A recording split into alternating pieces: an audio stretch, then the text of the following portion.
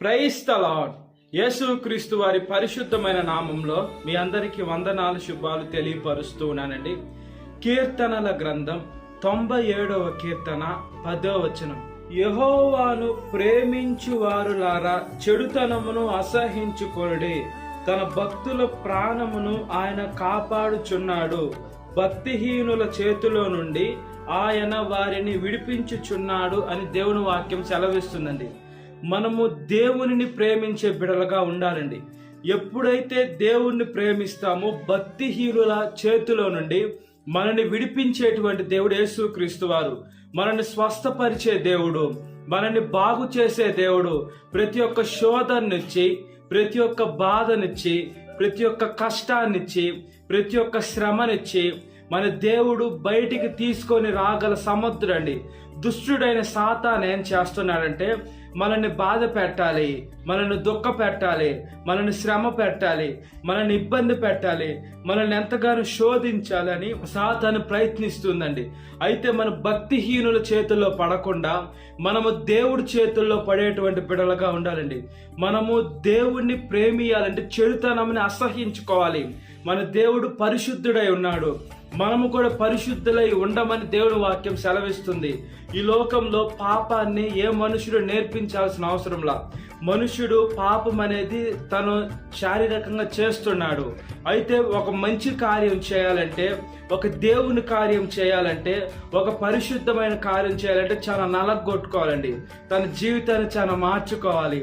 అదేవిధంగా ఒక నేర్పించాలి. మంచి కార్యాలు చేయాలంటే, చెడ్డ కార్యం అంటే చేసేస్తారు. అలాంటి పాప లోకంలో ఉన్నాం, అలాంటి సాతాను లోకంలో ఉన్నాం, అలాంటి దుష్ట లోకంలో ఉన్నాం, అలాంటి అహంకార లోకంలో ఉన్నాం, అలాంటి భ్రష్ట లోకంలో ఉన్నాం. ఇంత పాపపు లోకంలో నుంచి మనం పరిశుద్ధులుగా రావాలంటే యేసుక్రీస్తు వారి కృప ద్వారానే వస్తారు, యేసుక్రీస్తు వారి ప్రేమ ద్వారానే వస్తారు. దుష్టుడైన సాతాను మనని ఎంత శోధించినా కూడా మనము చెడుతనాన్ని అసహ్యించుకుంటే, మనం ఎప్పుడైతే నీతిగా న్యాయంగా జీవిస్తుంటామో మనకి శ్రమలు అధికంగా వస్తాయి, మనకు బాధలు అధికంగా వస్తాయి, మనకి ఇరుకులు అధికంగా ఉంటాయి, మనకి ఇబ్బందులు అధికంగా ఉంటాయి. ఈ లోకమంతా వ్యతిరేకమే మన మీదకి వచ్చినా కూడా మనము భయపడాల్సిన అవసరం లేదండి. మనం దిగుడు పడాల్సిన అవసరం లేదు, మనము చింతించాల్సిన అవసరం లేదు. ఎందుకంటే మన దేవుడు అగాప్యమైన ప్రేమతో మనల్ని ప్రేమిస్తున్నాడు. మన దేవుడు ప్రేమ పొడుగు, ఎత్తు, వెడల్పు కొలవలేనిది. ఈ లోకంలో మనుషుల్లాగా మనల్ని మోసం చేసే ప్రేమ కాదు, మనుషుల్లాగా లోపల ఒకటి పైకి ఒకటి మాట్లాడే ప్రేమ కాదు, మనుషుల్లాగా వేషధారణ కాదండి. మన దేవుడు ఉన్నది ఉన్నట్లుగా చెప్తున్నాడు. మన దేవుడు అబద్ధమాడ జాలని దేవుడు అని దేవుని వాక్యం సెలవిస్తుంది. కాబట్టి మన ఫోకస్ అంతా దేవుడి పైన ఉండాలి.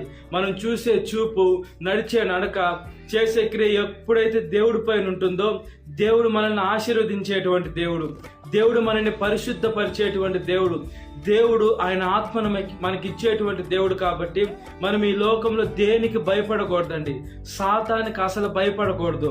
మనము వాళ్ళు నన్నేం చేస్తారు, వీళ్ళు నన్నేం చేస్తారని చెడు కార్యానికి ఎప్పుడైతే మనము ముందుగా మన చెడ్డదానికి అడుగు ముందుకేస్తామో మనం నరకంలో పడే అవకాశం ఉంటుంది. కాబట్టి మన ప్రాణం పోయినా కూడా మన దేవుడు ఏదైతే చెప్పాడో ఆ మాట మీద మనం నిలబడి ఉండాలండి.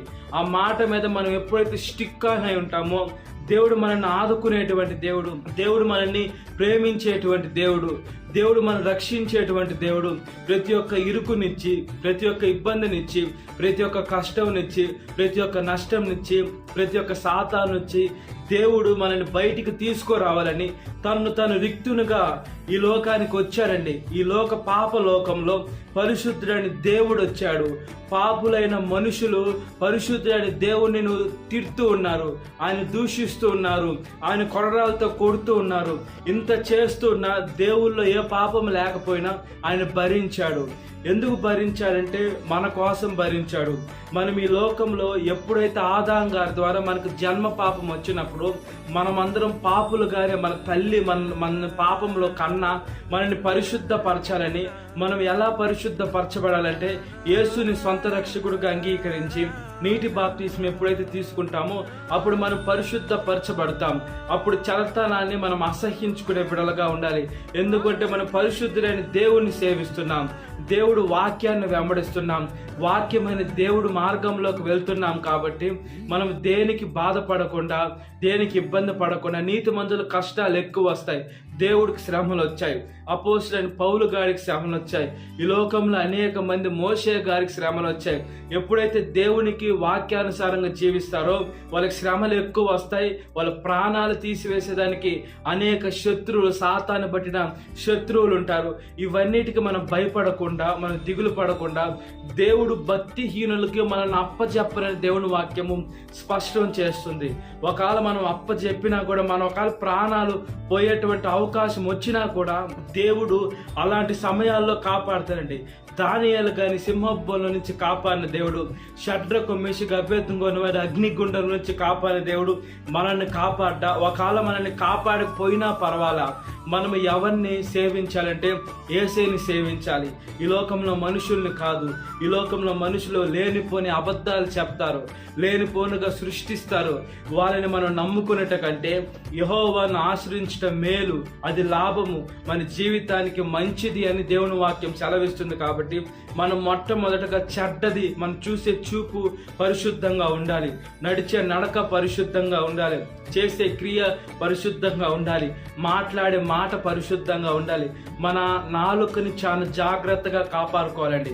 ఈ నాలుక మాట్లాడే మాటలకి కొంతమంది జీవితాలు నాశనం అయిపోతాయి, కొంతమంది ఆత్మహత్య చేసుకుంటారు, కొంతమంది మాటలకి వాళ్ళు ఎంతగానో డిప్రెషన్లోకి వెళ్ళి హార్ట్ అటాక్లు వచ్చి చనిపోయేటువంటి మనుషులు ఉన్నారు. అంటే ఈ నరం లేని నాలుక కత్తిపోటు వంటి మాటలు ఉన్నాయని దేవుని వాక్యం సెలవిస్తుంది. మనం ఒక కత్తితో ఒక మనిషిని పడవాల్సిన అవసరం లేదండి. ఎప్పుడైతే వాళ్ళ గుండెని చీల్చేటువంటి మాటలు మాట్లాడతామో ఆ మాటలు, నాలికలో నుంచి వచ్చే మాటలు వాళ్ళ గుండెల్లోకి దిగబడిపోతాయి. అలాంటి చెడ్డదాన్ని మనం అసహించుకోవాలి. మనల్ని ఒకవేళ వేరే మనిషి తిట్టినా కూడా మనం తగ్గించుకొని వెళ్ళిపోతే దేవుడు చూసుకుంటున్నాడు. దేవుడు చూసేటువంటి దేవుడు మన దేవుడు, వినేటువంటి దేవుడు. ఈ లోకంలో ఏది విత్తితే అది కోస్తారని దేవుని వాక్యం సెలవిస్తుంది. కాబట్టి మనం భయపడకుండా, మనం దిగులు పడకుండా, మన భక్తిహీనుల చేతుల్లోకి దేవుడు అప్పచెప్పని దేవుని వాక్యం సెలవిస్తుంది. మనకి ఏదైనా మన దేవుడు, మన అండ, మన కొండ, మన ఆశ్రయం దేవుడే. మన జీవితంలో మంచి జరిగినా దేవుడు చిత్తమే, ఒకవేళ ఏదైనా ఇబ్బంది కలిగినా కూడా అది కూడా దేవుడి చిత్తానుసారంగా జరుగుద్ది. కాబట్టి మన జీవితాన్ని దేవుడికి సమర్పించుకొని ఆయన వాక్యానుసారంగా బ్రతుకున్నట్లుగా ప్రార్థన. మహాపరిశుద్ధాత్మ దేవ, మా ప్రియ పరలోకమందున్న తండ్రి, అయ్యా, ఎప్పుడైతే మిమ్మల్ని ప్రేమిస్తామో అప్పుడు చెడ్డదాన్ని అసహ్యించుకునే జీవితాన్ని మేము పొందుకుంటామయ్యా. సహాయం దయచేయండి అయ్యా. ఈ లోకంలో మనుషులు పాపాన్ని ప్రేమిస్తున్నారయ్యా, పాపంలోనే జీవిస్తున్నారయ్యా. ఈ లోకానుసారమైనటువంటి జీవితం, తినుము తాగుము సుఖించమని యేసయ్య వాళ్ళు తమ జీవితాన్ని నాశనం చేసుకుంటున్నారు ప్రభువా. యవనస్తులైతే చిన్న వయసులోనే పాన్పరాకలకి, రాజాకి, యేసయ్య డ్రగ్స్కి, తాగుడికి, యేసయ్య దోమపానానికి అలవాటు అయిపోతున్నారు నాయన. మీరు ఇచ్చిన ఆరోగ్యాన్ని చెడగొట్టుకుంటున్నారు ప్రభువా. వాళ్ళ అవయవాలు పాడు చేసుకుంటున్నారు ప్రభువా. చెడదనాన్ని ఎప్పుడైతే అసహ్యించుకుంటామో మీరు మమ్మల్ని కాపాడుతారు. భక్తిహీనుల చేతిలో నుండి మమ్మల్ని విడుదల దయచేసేటువంటి దేవా, మమ్మల్ని స్వస్థపరుస్తున్న దేవా, మీ కృపలో జ్ఞాపకం చేసుకోమని అడుగుచున్నాను నాయన. యేసయ్య ప్రతి ఒక్క యవనస్తురాలను కాపాడిన ప్రభువా. యవన వయసులో కాడి మోటి నరునికి మేలు నాయన, అది మోపిన వాడు యెహోవాయే. కాబట్టి మీరు ఇచ్చిన కాడి మేము మోసేదానికి సహాయం దయచేయమని అడుగుచున్నామయ్యా. చనిపోయిన వారి గురించి అది కాదు కానీ వాళ్ళు బంధువర్గ, రక్త సంబంధికులు, శ్రేయభిలాషులు, కొలిక్షన్ కాపాడండి అయ్యా. చనిపోయిన వారైతే తిరిగి రాని లోకానికి వెళ్ళిపోయారు ప్రభువా. మేమైతే ఎప్పటికి వాళ్ళు చూడలేము నాయన. ఎప్పుడైతే మీ బిడ్డలుగా వాళ్ళు చనిపోతారో మేము కూడా మీ బిడ్డలుగా చనిపోతామో అప్పుడు పునరుద్ధానం అయినప్పుడు ఒకరినొకరు రెండో మరణంలోకి వెళ్లకుండా చూసుకునే అవకాశం మీరు ఇస్తున్నారు. దాన్ని బట్టి స్తోత్రం. గాయం రేపేది మీరు గాయము కట్టమని అడుగుచున్నామయ్యా. ఈరోజు పెళ్లి రోజు జరుపుకునేటువంటి వారిని కాపాడండి అయ్యా. భర్త భార్యను ప్రేమించాలి, భార్య భర్తకు లోబడి ఉండాలి, ఇద్దరు కలిసి ఉండాలి. వాళ్ళ బిడ్డల్ని ఆశీర్వదించండి. బిడ్డలు లేకుంటే బలమైన బిడ్డలను దయచేయండి. క్రీస్తు అన్న బండపైన వాళ్ళ కుటుంబం కట్టుకోవాలయ్యా. సియోనులో నుండి వాళ్ళని ఆశీర్వదించమని అడుగుచున్నాను. ఈరోజు పుట్టినరోజు జరుపుకునేటువంటి వారిని కాపాడండి. ఈ లోకంలో బుద్ధినందు, జ్ఞానమందు మనుషుల దయందును వర్ధిల్లినా, ముఖ్యంగా మీ దయందును వర్ధిల్లాలి ప్రభువా. మీ కాడి మొయ్యాలి నాయన, మీ సేవ చేయాలి ప్రభువా. మీ ఆత్మను రక్షించాలి నాయన. ఏ వయసు వారైనా మీరు ఇచ్చిన దయా కిరీటాన్ని బట్టి స్తోత్రం. మీరు ఇచ్చారు నాయన యేసు. వాళ్ళు ఏ వయసు వారైనా మీ సేవ చేసేదానికి యేసయ్య వాళ్ళని ఆశీర్వదించి జ్ఞాపకం చేసుకోమని అయ్యా మీ సేవకుడుగా ప్రార్థన చేస్తున్నాను. ఎవరైతే అనారోగ్యం హాస్పిటల్ ఐసీయూలు ఇంటెన్సివ్ కేర్లో మరణ పడకాలి పరిణామాలు స్వస్థపరిచి బాగు చేయండి. ఎవరైతే ప్రయాణ బస్సు మార్గం, ఆకాశ మార్గం, నీటి మార్గం, ట్రైన్ మార్గం, ఏ వాహనంలో ఫ్లైట్లో ఉన్నా, యేసు బోట్లో ఉన్నా, షిప్పుల్లో ఉన్నా కూడా వాళ్ళు అనుకున్న గమ్యస్థానానికి క్షేమంగా చేరుకునేదానికి సహాయం దయచేయండి. ఎటువంటి మధ్యలో మార్గం మధ్యలో వేసి ఎటువంటి అపాయాలు, గండాలు, కీడు, ప్రాణాలు పోకుండా కంచి వేయమని అడుగుచున్నాను ప్రభువా. ప్రార్థన చేస్తున్నాం. మా ప్రార్థన దయతో ఆలకించండి అయ్యా. దేశం మీదకి, దేశానికి యుద్ధాలు తీసివేయండి. జెరూసలేంని, ఇశ్రాయేల్ దేశాన్ని కాపాడండి ఆయన. వేసే పెట్రోల్, డీజిల్, గ్యాస్ కరువు లేకుండా వేసి మాకు దయచేయమని అడుగుచున్నానయ్యా.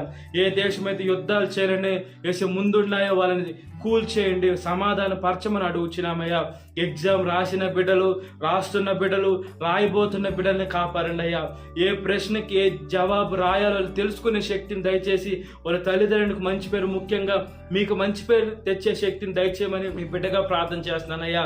వేసే పక్షులను కాపాడండి, పశువులను కాపాడండి, జంతువులను కాపాడండి, చెట్లను కాపాడండి, మనుషులను కాపాడండి.